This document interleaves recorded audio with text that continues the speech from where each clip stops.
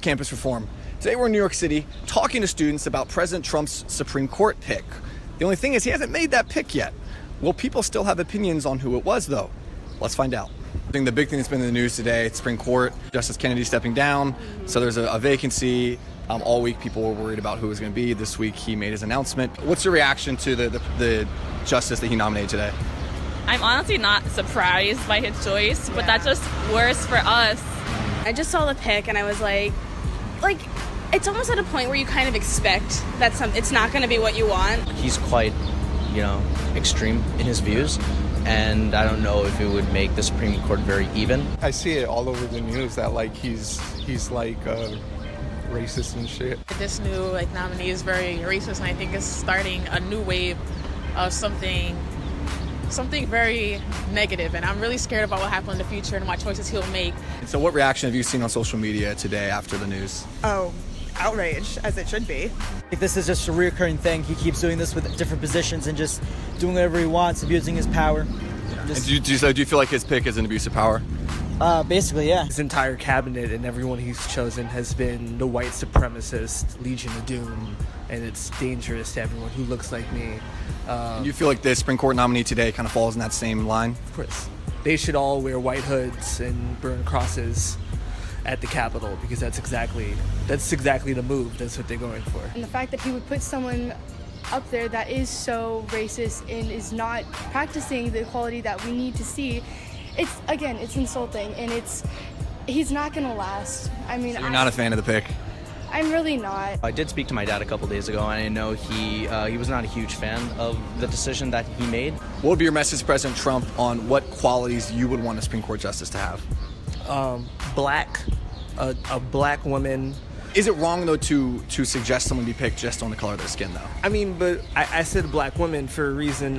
Black women were the only ones who really turned out in full majority to not vote for President Trump. I think you should just listen to the people, get the opinions of what people actually want. Do you think President Obama listened to the opinions of the people when he nominated 2 Supreme Court justices?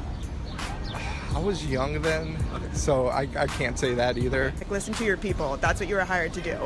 You've never been hired to do anything, but... Didn't they also hire him, though, to nominate Supreme Court justices? They did. If you were picking a Supreme Court justice, what qualities would you want them to have? Someone who's actually just. I definitely want them to be liberal and look to the views of the minorities. The previous Supreme Court justice was a swing vote. You should have some balance. You shouldn't just be all on one side. President Obama did pick 2 liberal justices, though. But now it's all conservative. We have to just keep getting our voices out there. Keep resisting. Yeah, we have to. Because, obviously, if that's his pick, then, there's nothing we can truly, do as, citizens other than, really get our voices out there that is not. Austin, Texas, a city of great coffee, great food, great conversation, and people who want to vandalize our property and see us die. Meet He's just your local transgender juice barista who calls for acts of violence in his spare time. What kinds of acts? Like publicly posting our specific location with calls to visit us, slash our tires, and teach us lessons ensuring that we'll never make ourselves vulnerable again. How do we know that he, she, Z meant business? Because he, she, Z said so while recruiting the same friends who helped him deface the Robert E. Lee statue at UT.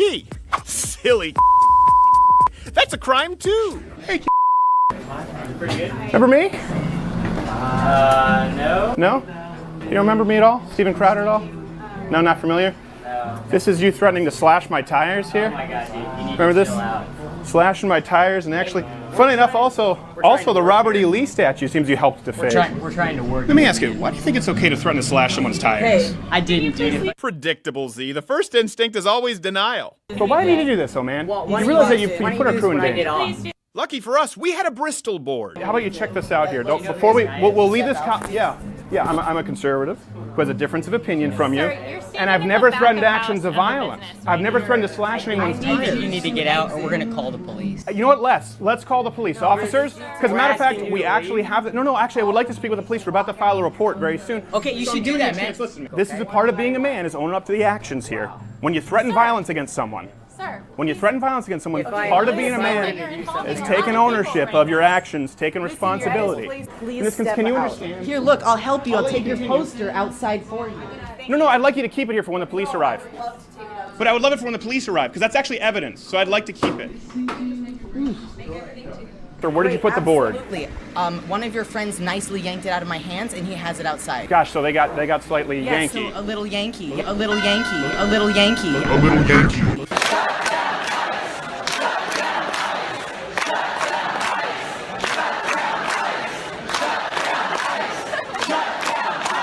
That's the new rallying cry from socialists at the weekend's Socialism Convention in Chicago.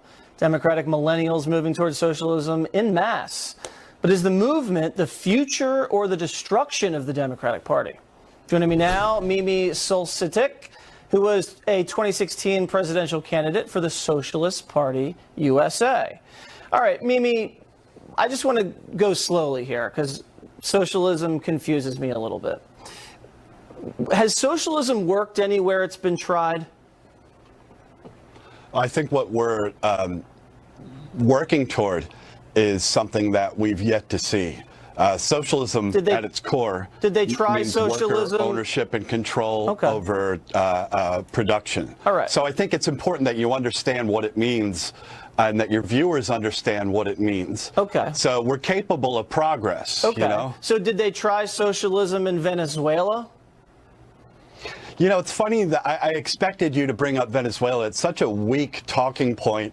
You're talking to somebody who lives in a city that's got over 50,000 homeless people. So this diversion over to Venezuela. Oh, no, I'm just asking where has socialism worked? Has it worked in Cuba? Okay. Has it worked in in the Soviet let's look at Cuba's Union? literacy rate. Sure, let me respond. Let's look at Cuba's literacy rate. Let's look at their health care. You know, let's look at countries that have universal health care and how they rank against the United States health care system. I mean, they far outrank in terms socialist of health quality care of care. in Canada, and a lot of the rich Canadians come to America to get their surgery. But let's just move on. The last time the world. Let's just move on. I don't want to move on because you're wrong. Okay, that's your opinion. And you don't even care that you're wrong, which is bizarre. No, I don't believe I'm wrong, but that's fine. We can move on. I just don't want to get bogged down on other countries. Let's focus on America here. You want socialism to replace capitalism here in America?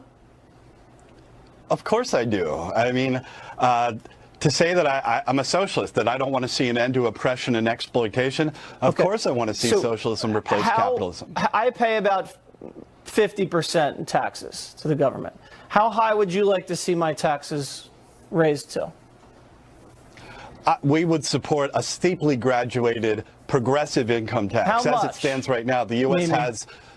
I mean, let's just take me for an example. Can you stop interrupting me for a second? No, I'm trying to move the conversation forward. I want to get specific on your policy. Sure. What would you like to see me pay in taxes? Okay, let's say this. I don't know how much you earn, but let's just say hypothetically it's $1 million, right?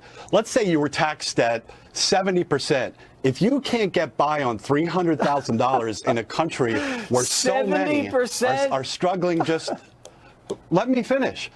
This is why you're having a problem right now. This smug smarminess in the face of suffering, it's not resonating with folks. Your days are over.